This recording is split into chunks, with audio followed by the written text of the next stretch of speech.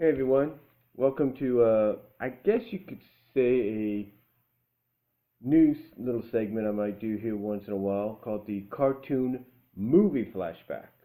Now, I'm not saying I'm not going to stop doing cartoon flashback when I do them because I still do them at times and still will. There's a lot of series I still want to talk about.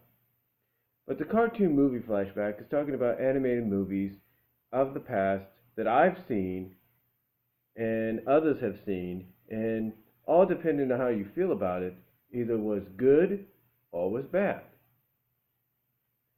So we're going to kick off this first edition of Cartoon Movie Flashback. Now, Cartoon Movie Flashback, I will say this, will be filmed sometimes with the Kindle that like I'm using right now, and sometimes will be used with the new Canon HF R500 that I just recently got. So anyway, um, so anyway, what is the movie we're going to start out with? Well, if you haven't noticed by the case right about now, or even the coloring of the case, the first movie we're going to talk about on the cartoon movie flashback is, of course, the 19, I think, what year was it? The 1990, that's right, 25 years ago. I'd be surprised if they come up with a 25-year anniversary DVD for this. I'd be surprised by it. But in its 25th year now, going on 25th anniversary of the movie, we start off the first edition of the cartoon movie flashback with Rock-a-Doodle. Now this, of course, is the only DVD release here in the U.S. and in Canada. Now, from my own personal experience, I was about 11 years old when this movie came out. And of course, being 11, and that was my phone, indicating to me my package had already arrived. But like I said, back when this came out, I was about 11 years old. So I was just not, I was sort of like in that in-between phase of being still a kid, a child, and going into the teenage years, sort of in that tween years, if you will. I think this came out about the time I was still around 10 years old, so go figure. Anyway, Rock-a-Doodle to me when I first saw it, and I still look at it in the same way, I thought it was a pretty decent film. Rock-a-Doodle was one of those films that you would watch and you'd actually get a kick out. You'd actually get a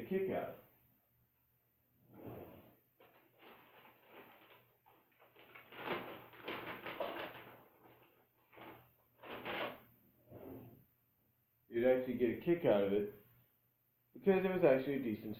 To me, it was a decent story.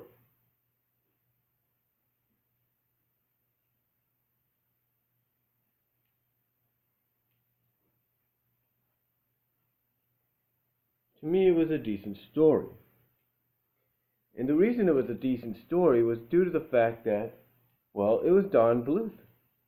And anything by Don Bluth at the time, because of his association for a while with Steven Spielberg, was, in your eyes, was gold. Was actually pretty good. So, why do people like this movie and why do some people hate it? Well, like I said, before I had to give that dingo to my dog to keep her busy, the reason people like this movie is the fact that it still has that classic Don Bluth animation to it. To them, it has a decent story. It has a decent story, or that you can actually follow and enjoy. If you want, that you can actually follow and enjoy. So, Rock-a-Doodle had some good elements, some good story elements, and had some good characters to him. I mean, if you take a look at a character like, let's say, the Goldie character in the series, you wouldn't have expected her to turn out to be one of the good guys, or good girls, if you will. You wouldn't have expected that. But yet, in this movie, she turns out just to be that. She turns out to be a good girl. And like I said, at first, when you first meet the character, you're like, this girl's nothing but a spoiled brat. But then you find out that she's actually a good character, a good person at heart, or a good chicken, whatever you want to call her, or a pigeon, whatever you want to call her. So you basically find that out. You basically find that out. And overall, it's a decent story in the end because it's got that classic villain kind of thing where they know the only thing standing in their way of conquest is the one person that could always bring up the worst enemy, or always can bring the one thing that stops them, or has that power to bring that one thing to stop them. So, to me, it has those kind of good story elements. Does it have some good songs? Occasionally, but not really. I mean, I think probably one of the best songs they would have, if you want to look at a good song, would be the love song between Goldie and Chanticleer, and that's about it. So, do they have some catchy beats at times? Of course, when he does "Wanna Be Your Rooster" or something like that, which is a play on "Wanna Be a Teddy Bear," it's good, pretty decent. But like I say, I think the highlight to me has to be Goldie's and Chanticleer's song, a love song in the film. Because like I said, what happens is because, I don't know if it's because she hangs around him, or maybe this is how she always was, she's actually, like I said, she's actually a good girl in reality. She's actually a decent girl. She's good at heart. She's got a heart of gold, if you will. Thus the name Goldie. So anyway, so anyway, that's why I think some people like the film. It's got decent characters, somewhat of a character development, a redeeming kind of redemption story in a sense, and it's a story to where you actually have some of the good characters, the good guy characters, realizing, oh my God, we made a mistake. We disbanded one of our own. We made a mistake. We didn't understand. And yet you have, because of that, not only do you have them redeeming themselves to try to make up for the mistake they made by having him leave, but you have the very main character himself, Chanticleer, redeem himself by realizing, hey, you never lost what you believed you lost. You always had it. You just lost your self-confidence. So I always thought those were decent elements to the story and what made it good. You know, as far as anybody wondering, like, why, what sense does it make for them to want to forgive him because the sun's not up when the sun came up and he didn't grow? I think if you actually follow the movie, the sun actually never shined after that. It's like the day it came up and he didn't crow is when the rain started. So when the rain came in and started. So that's basically why, the characters wanted to find him and apologize because they know he has that power. Now, for those that don't like the film, again, story element could be a reasoning. Like I just mentioned, some people, like let's say Doug Walker in his Nostalgia Critic review from years ago, basically, did ask the question, well, what sense does it make to forgive him when you pretty much have shown that the sun came up without him? Or what was the point? What was the point of anything on that? And again, it's more along the lines that the sun probably came out briefly, the rainstorm came, and that was it. And one would assume, if you watch the movie and understand the story, that the Duke, who's the villain in the film, actually made sure the rainstorm continued and continued and continued through the magic that he had. Now, again, though, like I said, I can understand why some people would have a dislike for the film and, and all that. Because some might even say that the characters didn't make sense. Some would look at Goldie and like I mentioned, they'd look at her and be like, okay, wait a minute. One moment she's a spoiled brat bitch, if you will. The next she's a good girl. She's got a heart of gold. Like, what's the point? Where did this come from? And to me, I think it's more along the lines that she started hanging out with Chanticleer. He probably related his story to her, and she started to see maybe there's not really much really bad about him, and here's somebody that just probably just wants to get back to his old home. So to me, it's a decent story.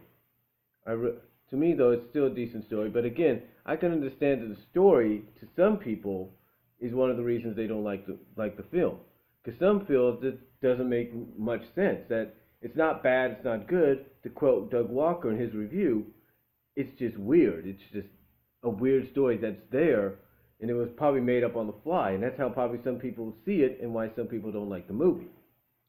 Another big element would be probably the songs, because the songs sometimes just come out of nowhere. But then again, I think one of the biggest elements, and I will agree that maybe this is one thing that could have been fixed, is the kid character of Edmund. Now, I'm sure the child actor or the actor now that played Edmund back then probably looks back at this, and he's probably like, and he's probably asking himself, what the heck did I get signed up for then? What did my parents sign me up for? He's probably thinking that. 25 years later, he's looking at it, he's probably thinking, what did my parents sign me up for? Why did my parents make me do this movie? And again, one could only imagine maybe they just saw an opportunity to get a decent paycheck, and there you go. But like I said, I think it's more along the lines of, again, I think it's more along the lines that it was the Edmund character, live action or animated, mostly animated at times, that really got on people's nerves. Because the way his acting was, it was just annoying in their eyes. And I will admit that should have been, if there was one thing you could go back and fix, it would have to be the child actor. If anything, I would have picked somebody that was maybe a little older, maybe 10, 12 years old, had him enter the world in the place of the Edmund character. Instead of having him be a cat, maybe have him be a mouse. Give freaking Peepers a love interest, if you will, or a potential love interest that she has to say goodbye to because he's got to go back to the real world or something. It would have made more sense to use an older child actor, maybe someone that could understand a romantic part if necessary. Could understand, okay, you're going to be put into a romantic situation with this one character and go from there. It would have helped, in my opinion. I think that's one thing they should have improved on. Now, some might say, well, they should have just taken the kid character out entirely and the story would have been better. Maybe, but then again, I think when one looks at it, there's a reasoning why a kid character was in there and why some of the Don Bluth films for a while were kind of dumbed down. But I think that along with how they viewed the story, the songs, and the characters is why some people didn't like it, opposed to those like myself that actually got a kick out of it. Now, probably the reasoning for the movie being like this, as well as some future Don Bluth films, is I think Don Bluth at the time had grandkids, had some grandkids finally. Or I'm not really sure, but I'm thinking Don Bluth maybe got some grandkids finally. Maybe his kids gave him some grandkids. I'm not really sure. Maybe he had a granddaughter or a grandson. I can't say. But because of that, they kind of changed his aspect of how he's going to animate films and tell stories in his films. And maybe that's what caused him to tone it down a little bit. Again, that's just my opinion. But I think that's why you got things like Rockadoodle. That's why you got things like A Troll in Central Park and so forth. And none of that really kind of mattered. None of that really kind of changed until you got to Titan AE, which some, again, like Rockadoodle, have a mixed reaction to. And like Rockadoodle, I actually liked.